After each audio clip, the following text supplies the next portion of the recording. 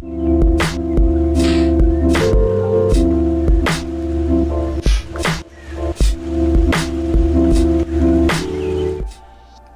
going on, everybody?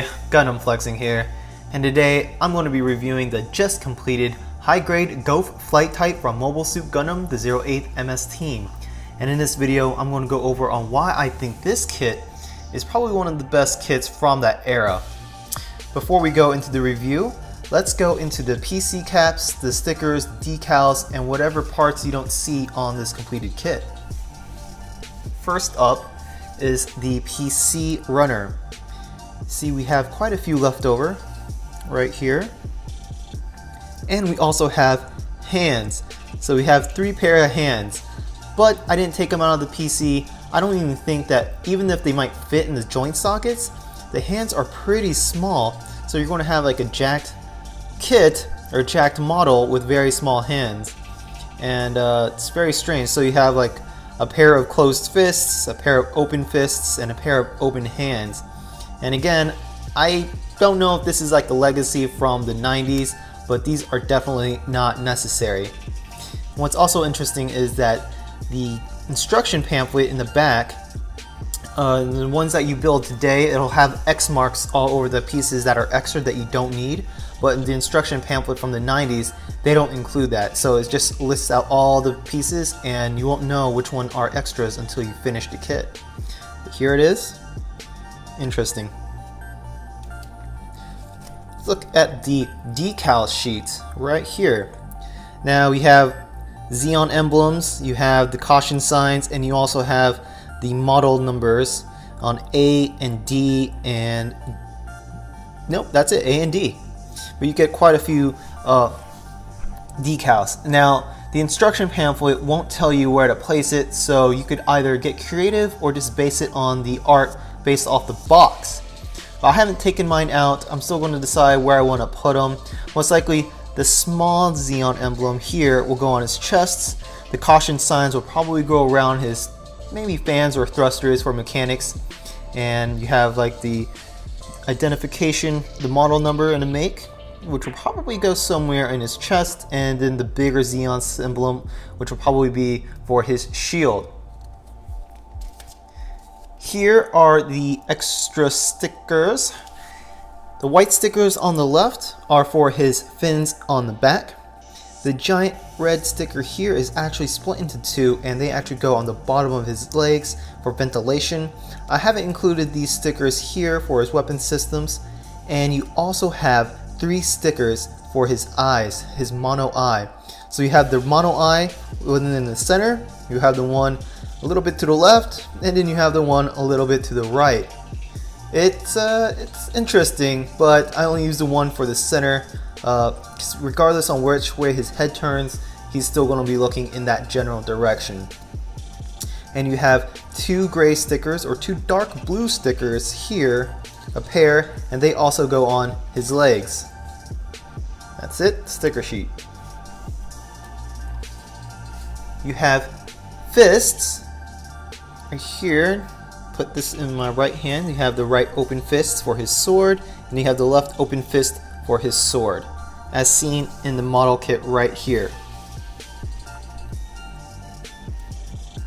This is one of the biggest attractions for this kit, is his Gatling Gun Shield.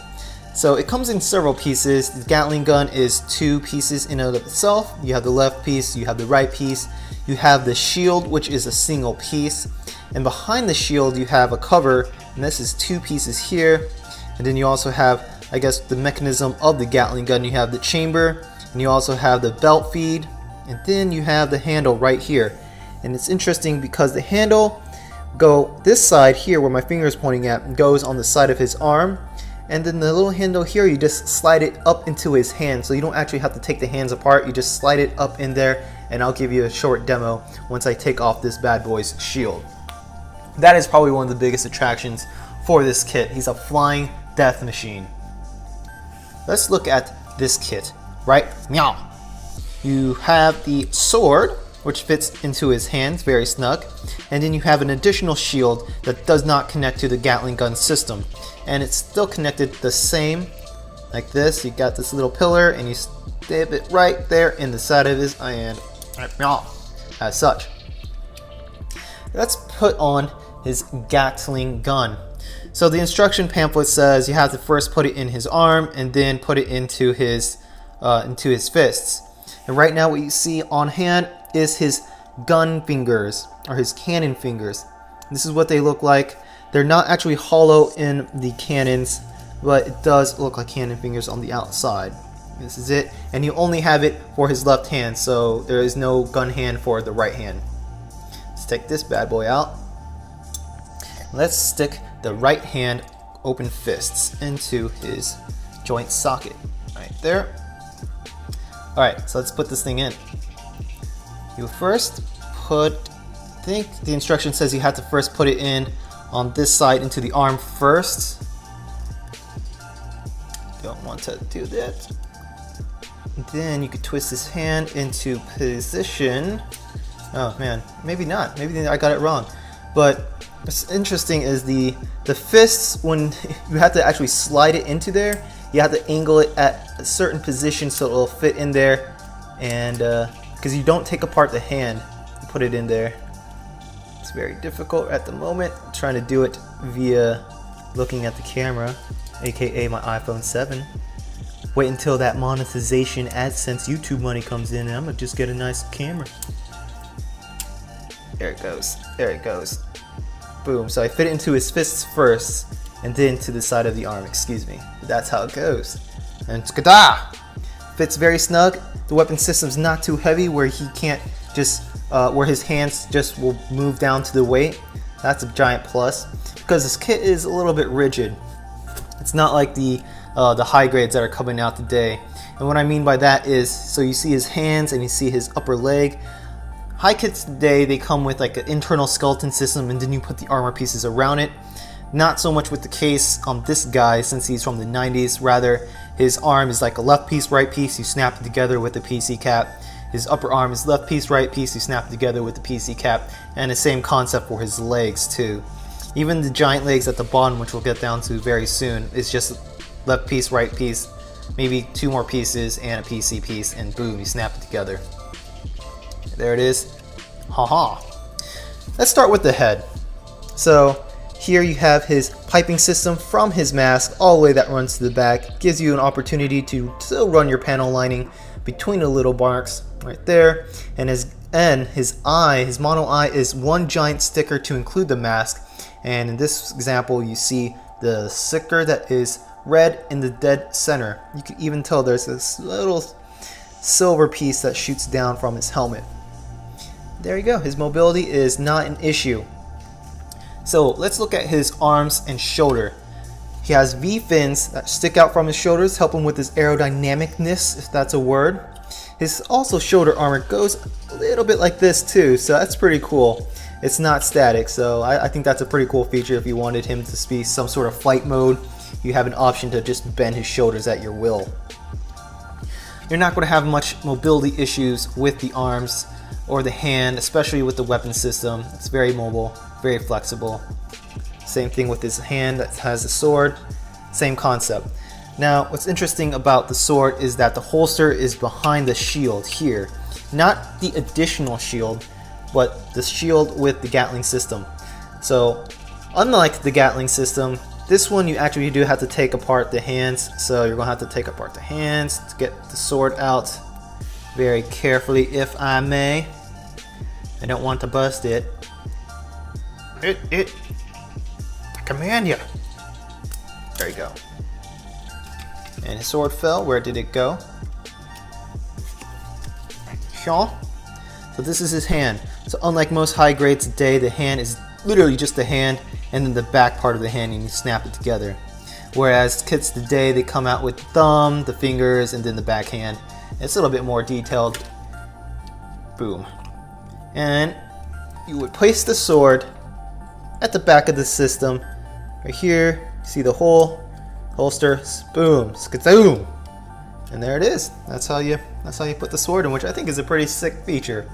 So you get the gun fingers, the sword, the shield, and the Gatling system. Not bad. Let's look at his backpack.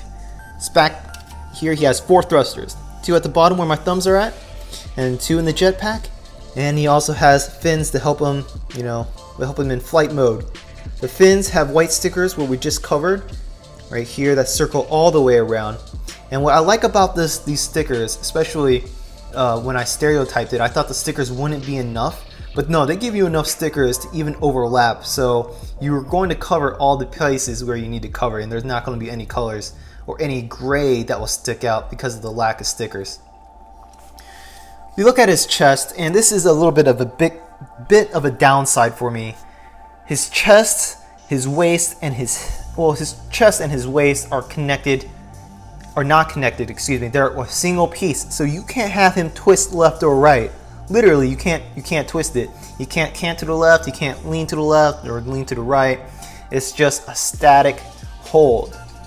That's a little bit of a downside, but he does have a piping system that shoots from his front to the back of the back to the backpack, and that's pretty cool. And it is secured via a piece that goes into a little space, and you just push it in, and it's not going to go anywhere. You can panel line it. It's awesome. We look at his skirt. His skirt is short, but he does have 2 side flaps for his flight mode as such, and they don't interfere with the mobility of his legs, or see how far you can push or how far you can make him do the splits. There it is. Not bad. Now, because he's fighting against Earth's gravita, he has massive skirts at his legs. It's pretty cool. It's one of the best selling features of this kit. He has fans on the side.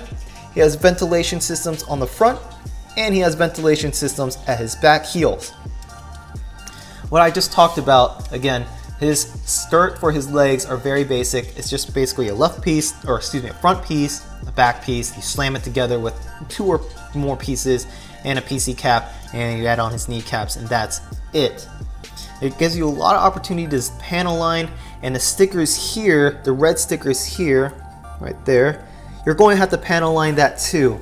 So it's very simple. It's not hard at all. You put the stickers in, you mount it to the shape of the piece, and then you just use your panel line marker and you draw the lines of each individual exhaust right there and right there. Not bad. In the back, this is a piece with no stickers, unfortunately, but the back does give you opportunities to do some panel lining. If you want to hit up these arrows, hit up these little square shapes, you could totally do that. Overall, I'm extremely satisfied with this kit. I think it's sleek, I think it's very unique, it has a ton of weapon systems, and it also comes with decals and stickers that aren't that hard to put on. Now this kit is going to be my first kit that I'm going to implement my new rating system. So, for the design, I'm going to give it a 4 out of 5. It really stays true to its name, the flight type. So you have flaps in the back, flaps on the shoulders, you also have wings on his back, and you get the side flaps on his side of the hips. For the details, I'd also give that a 4 out of 5. You have a decal sheet, which is pretty cool, and you also have a sticker sheet that is very easy to put on. The details are also articulate, where you can put a lot of panel lining, especially on his legs and on his shoulders. Now for the build, although it was easy to complete, there are some issues with the build. For example, the pieces connected to the runner are very thick. The little connector plastic pieces, and when you cut them out, they make very big white marks on your pieces. And as you can see in the pictures above, you're going to have to spend a lot of time with sanding or with other putty you have, and then hopefully fixing that error. I'm extremely satisfied with this kit. It wasn't too hard to build, it has a ton of features and weapon systems, and it has a very unique design. Despite being from the late 90s, I would say this is probably one of the best kit you could get from that era. So if you see it online and it's around $15, don't hesitate to get it. This kit's going to be my first kit. I'm going to implement my new Gundamflexing rating system. So here we go. For the design, I give it a 4 out of 5. It stays true to its name, the flight type. In the back you have wings on the shoulders, and you have flaps on the side. So that in and of itself is very unique, combined with the fans and the ventilation systems in his leg, because remember, he's fighting Earth's damn gravity. For the details, I would give it a 4 out of 5. You get an awesome decal sheet, plenty of stuff. You also have a non-frustrating decal sticker, a sticker sheet that, again, it's not frustrating. They give you enough slack to cover all what you need to cover, which is great.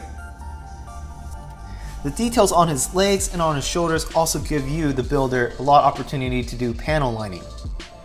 Now, as for the build, yes, it was easy, but I had issues with the runners and the pieces. The plastic connectors between the pieces and the runners are very thick. So when you cut them out, you're going to make white marks, very big white marks on the side of his legs and in his shoulders.